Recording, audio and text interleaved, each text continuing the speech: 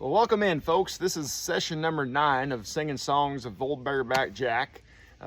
Just picking songs off of Dad's old albums, and we still got a long ways to go.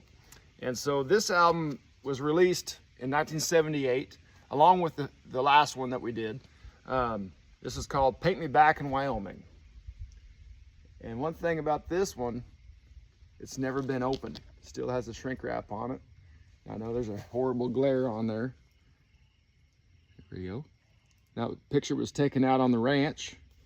Those are the Bighorn Mountains out there in the background. And this dog's name was Jake. He was a pretty good dog, but every now and then he'd get a little mean sometimes. And the one I picked off of here, I know Paint Me Back in Wyoming is a great song. But the one I'm gonna do is one that Dad wrote. And whenever I play solo shows, I always say I just wish I could be a fly on the wall when this thing happened.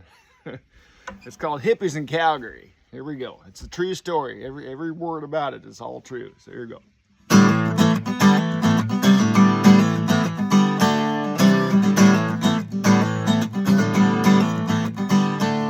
Well, a few years back, me and old John worked the Calgary rodeo.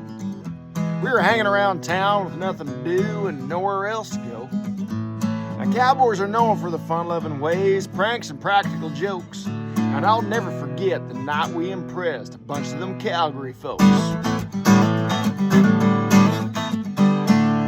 Well, just down the hall in the old hotel where me and old John stayed were some school barms who'd come up from Dallas to party for a couple of days. Now, these old gals wore fancy dresses. They had wigs and beads and all. So we put on the hair and took off our boots and boogied down the hall. Now, you could never tell we were cowboys. We were real-looking hippies by heck, with long hair, bare feet, and old t-shirts and beads around our necks.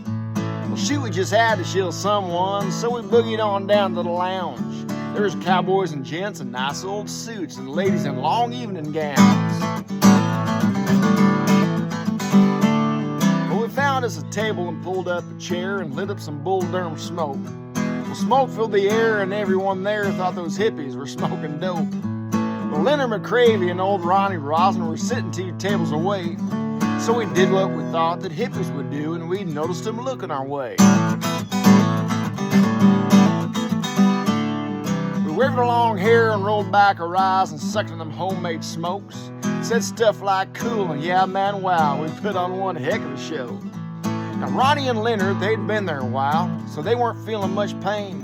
So I reckon they'd figure they'd have some fun when these 2 hippie freaks walked in.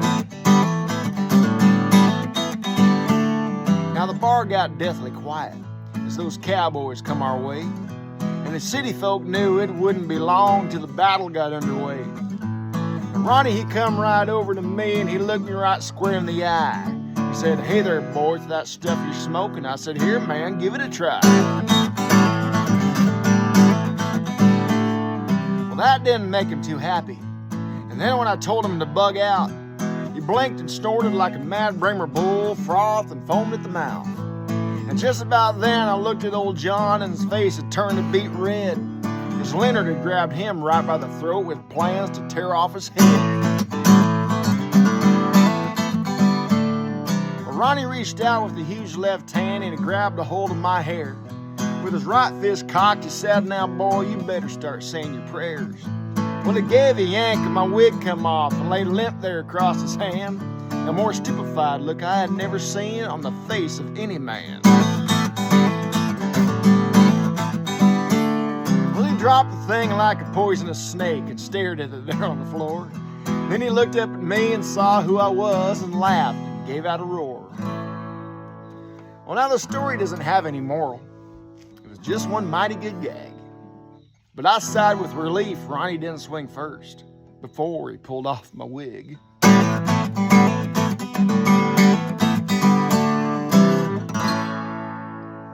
Every word of it's true. Hippies in Calgary.